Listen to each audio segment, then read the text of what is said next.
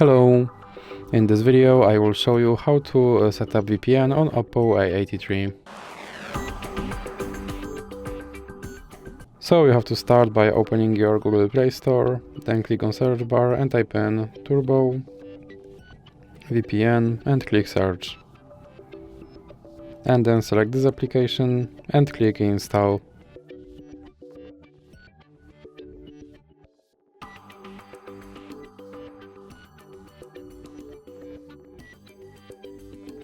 And now you can click open, and here you click on agree and continue. Now you can close this ad,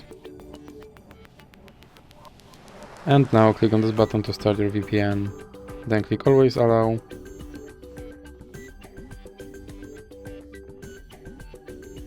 and now you can close this ad, and as you can see I'm connected to VPN United States. So that's it for this video. If you liked it, please remember to leave a like and subscribe.